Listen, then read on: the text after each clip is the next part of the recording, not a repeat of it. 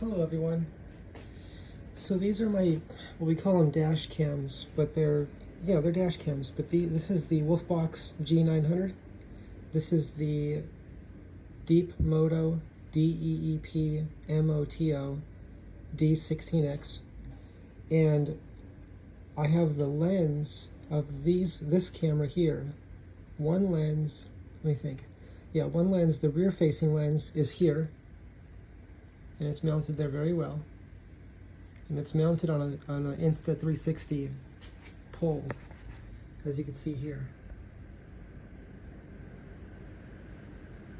Insta360, that's the pole that came with the Insta360. So the lens, the rear facing lens for the Deep Moto D16X is here. That's facing this way, and being further forward and up, it's going to show more of the side view here. It's going to show more of this each side of the motorcycle, which I want to see that. I want to see this whole area and this whole area, everything. And then the front facing lens is right here. I don't know if you can see that. If I can get the camera to focus here. Let's see if the camera will focus on my hand. So the lens is here. That's the forward facing lens. Apologies that the camera is not focusing very well. I'm not sure why my phone is not focusing right now. I'm touching the screen repeatedly to make it focus on that area. I'm touching the area I want it to focus on. This is the iPhone 13 Pro Max. So that's the forward facing lens. And then we have, so here, you can just see the front area. This is what it looks like right now. I have the light removed because I'm doing something up here. I'll tell you about that in a minute. So that's rear facing and forward facing. All right, we just saw the forward facing lens. The Insta360 pole is mounted here. See if that'll focus. It's mounted very well. And let's see, then with the Wolfbox G900 dash cam, the rear facing camera is here. Okay, that's that lens there. And then the forward facing camera is built into the actual unit itself, so that's right here. So we call this not just a system of redundancy by having two dash cams, but these each actually give me different perspectives. So what I'll be learning to do through use is to get used to the cameras. This one shows behind me, this one shows really next to the motorcycle, so I can see if I can change lanes, in addition to using my mirrors. But instead of using the mirrors as the primary visual, of if the lane's available to get over, this will be my primary, and then I'll glance at this mirror second, and then I'll look over my shoulder as well. So three, okay? We are always supposed to look over our shoulders. That's even in automobiles, right? Whether we're driving a car or a motorcycle. And then this one here is going to allow me to see behind me if a car is coming or any vehicle is coming behind and not slowing down in time, and it looks like they don't know I stopped, they might run into the motorcycle, I'll be able to get out of the way. We were taught in the CHP training courses to always have our hands on the grips, and to have the motorcycle in gear. If you have a gas-powered motorcycle with gears and a clutch, we're always supposed to be ready to move. Now with an electric motorcycle, you just have to have your hand ready to accelerate because it's already in gear in a way. There's no gears, it's just always in gear. If the motorcycle's on and the kickstand's up, it's ready to go. Let me think. Well, I think that's all. Up here.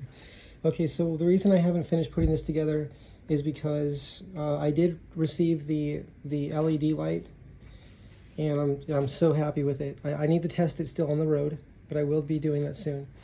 But I ordered I think it's called a USB splitter, which allows me 7 to plug, so it plugs into one USB, and it has 7 outlets. That's going to get placed in here if it fits, if I can find a place for it. And that will allow me to, when the key's on, that will be all powered up and it'll power everything up. Right now everything's already powered up when I turn the key on. As you'll see here, everything's already set to power up automatically. The last thing that remains is the battery charger for the phone, which is right here. That one has to be turned on. Wait a second. Does that one have to be turned on? I'm trying to remember if that one turns on automatically. Okay, I do think that one turns, oh, I know what it is. That one does turn, I have it set for that one to turn on automatically, so that also, so everything is turning on automatically. Here's what it was. If I want to charge the Insta360, this is the Insta360, right? It's the X3. If I want to charge this, or have it plugged in and charging while I'm running the motorcycle, this would have to go into a, it would have to go into these I put these here. These have to be turned on manually, where I have to press the button on there. And so what I'm doing is I'm running everything in here plugged in, connected, so that when the key's on, everything turns on, including this if I want that plugged in. That's the idea of that. I'm also thinking of running this tank here, this whole area in here. This whole area is empty, right? This is a storage, but this is all empty in here. There's nothing in here, just space. I could have all kinds of, this could be more storage. They sell, in place of this, they sell the level 2 charger. I already have another way of doing level 2 charging with this over here, but it's probably more powerful, more watts going into the motorcycle if I went through this area, but I like that storage area there. I don't want to lose that. There's also the option, instead of the storage area, of having more battery capacity. Well, the motorcycle already goes about approximately 125 miles. Excuse me, apologies for that. I should have warned you. The motorcycle already has approximately 125 miles of range, and for me that's actually really good. It's a 13 kilowatt, 13,000 watt hour battery, as you can see here on the side. They call it a, what is it, a Z-Force ZF13 lithium ion. That's a 13,000 watt battery. And there's also a fast charging plug in the back. I have been looking for the plug that will plug into that. I've been writing companies, and I don't know who to write next. I'm going to keep looking. I've even talked to Robert, the person I know that knows a lot about electronics and finding things. Some of you know who Robert is. And he said that it might be a plug that's a proprietary plug. But there's a Q charger that plugs into that plug back there, and I could run 4 Q chargers. I think it's called daisy chain. I could daisy chain 4 Q chargers into the back, and that can take a lot of power. But what I'd like to do is plug my 4,000 watt Roger charger into there. Imagine that, 4,000 watts. And that charger is around, I don't know if it's $300 or $400. You have to check with Roger. Just look up Roger charger. That's the V4, but there's a few different models. Ask for the most powerful charger. That charger is a variable voltage, variable current. It's wonderful. I could set the voltage to 115 volts. If I understand correctly, that battery is 115 volts when fully charged. I preset the voltage to 115 volts. If I can plug into that back plug, and the way I'm planning to do that is, to make that plug active, I can plug this plug in on the side here, right? Which is just a regular computer plug, but it's thicker. It's a thicker gauge. I don't know if you can see that. Let's put some light there. I know there's a name for that plug, I just don't know what it is. It's just like a regular plug, I think, that goes into like a computer power supply or a computer. But using a thicker one though, right? A thicker plug. And the plug that is made for that is right here.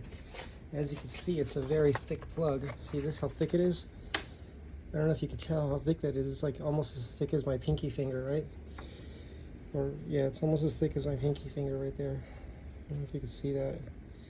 Again, my phone is not focusing very well, but this is the plug for the motorcycle on the side. That's what it looks like, that plugs into there. Now, if I plug that plug into the side, that'll charge the that'll charge the battery at 1,300 watts approximately. But that back plug, I think, can take around 4,000 watts approximately. I'm not sure of the exact number, but it can take a lot of power. It can take 4 of those Q chargers, the quick chargers. I think they're called Q chargers. I just need the plug. But here's the thing. Once I plug this in, right, and I'm putting 1,300 watts in there, this plug becomes hot. If I say it that way, I can read the voltage off that plug in the back. And it has some small, let's see if I can show you. It has some small, a small connector in the middle. Let's see if I could do this with one hand. I'm holding the light and the phone with one hand. Now this plug back here, if you can see that, I am looking for that plug. I've been looking everywhere for it. Now in the center there, in the middle, there's 2 small little plugs, right? And on the outer edges, to the left and to the right, there's larger plugs, and that's the positive and negative. That's where I read 115 volts. My thoughts are I could probably put 115 volts into those two outer plugs, connector plugs. And Robert said just to use a regular, he thinks that I can just use, see if I can show you here. I don't know if I have them out. Over here somewhere. Just a regular plug. Oh, these. You see this? These are enclosed, but if I took that shell off, you see in there? If I took that outer shell off of there, that plug, he thinks will slide onto that. I might have to open it up a little bit though. He thinks that will slide onto those connectors, the 2 big connectors, the positive and negative.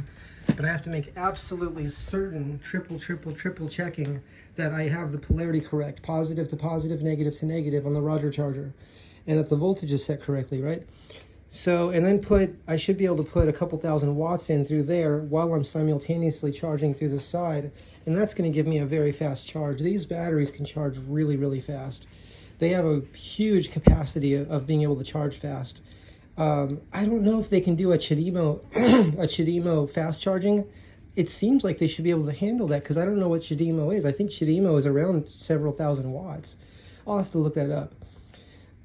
Anyway, that's an update, and that's what I'm thinking about. But even slow charging it at 1,300 watts is working pretty well right now. But I would like to be able to have the ability to faster charge it as I continue to use the motorcycle more and more. Okay, we'll see you in the next video. Thank you for sharing your time with watching this video. And please make video responses to this if you want to, and share your ideas about how you think a motorcycle can be improved in safety, right? Right now I'm working on the visibility, increasing visibility. And someone asked me, is this restricting my sight? And no, the answer is no, because I'm way up here. My head, when I sit on the motorcycle, I'm up high, right? I'm up here. I'm sitting up here. So you see how I'm looking down there?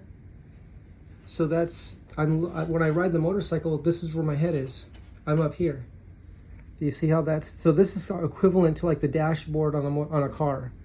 Okay, this is the dashboard. So this still has more visibility than a car, because if this is the dashboard, I just have a little piece of dashboard that I can still see around here, versus a car that has a solid dashboard all the way across, and then a windshield up here, and then has the little blind spot right there. I think it's called a pillar, that traces the windshield on each side, right? And then in the back we have the more blind spots, and there's cars have all kinds of blind spots, just like motorcycles.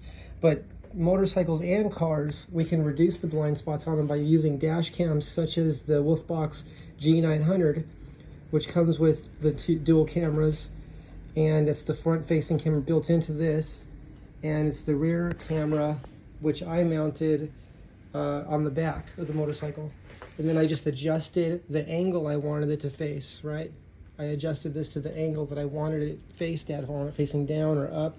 So originally it was facing down more, and then I raised it up, and so it's showing a little bit of sky, right? A little bit of sky. And then this Deep Moto D16X model has so many capabilities, including the ability to add tire pressure sensors, which I'm really excited about. I love the idea that I can keep an eye on my tire pressure, and if I'm not sure if my tire is getting low or if I have a slow leak or a flat, I could just look at the tire pressure on the actual screen here, and it's going to show me the tire pressure of the front and the rear tire, and they're labeled as front and rear. So I'm excited about all this. Here's my rear-facing camera from the Deepmoto D16X. It's up here, and this is very stable. And this can be raised even more if I want to, but for now I'm going to keep it there. And that's how I have it right now. And I'm excited about testing that new LED headlight, which is the, it's by Auto One. And you can look this up on YouTube. It's an Auto One, AUTO ONE, and then motorcycle LED bulb, which means you can buy one, which is wonderful. My favorite company that makes LEDs is called Super Bright LEDs. That's my favorite company for many, many years, more than 10 years, maybe 20 years. They still do not offer, and it's for one reason, I believe this. It's for the only reason is because it's not been asked by enough people. I'm going to write the company, and please, if you're interested in LEDs at all and you want to you're interested in this at all, please send a message as well, asking Super Bright LEDs to offer motorcycle package, I'm going to say it that way, motorcycle package LEDs, which would means you can just buy one. When you buy two, you're paying twice the price, and especially if you're buying a lifetime warranty LED, which is one of the great things about Super Bright LEDs, the company, it's a website, is that they offer LEDs that are so good, they literally last a lifetime and longer.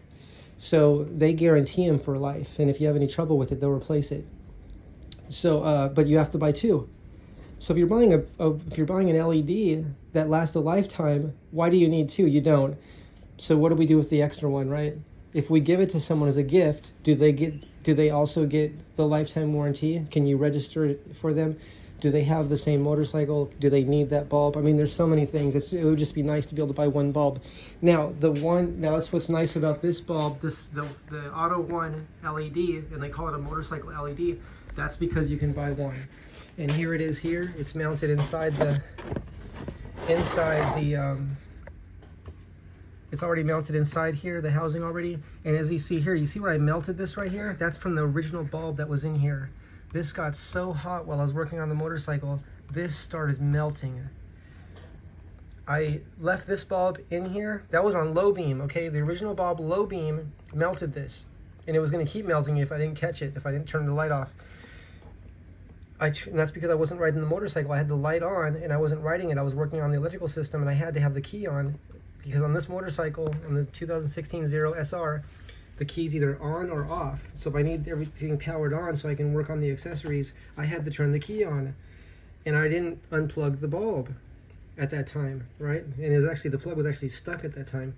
So I just left it plugged in and it melted this. So I said, I'm changing to a LED. They run cooler. Let's see how this goes. They're brighter, they run cooler, and they have a color that I like better, which is a whiter light instead of a reddish or more of a candle light or fireplace kind of light. That red color, this is more of a white light, right? Now they make LEDs that are more red as well if you prefer that. That's something you can choose. You could look into Super Bright LEDs and ask them about that as well.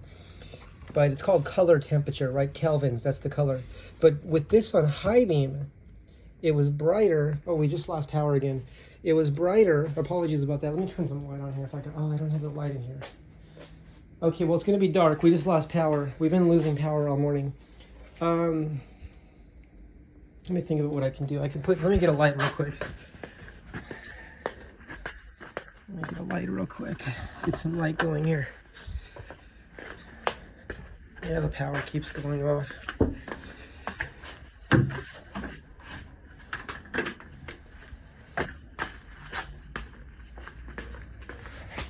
It's really windy outside.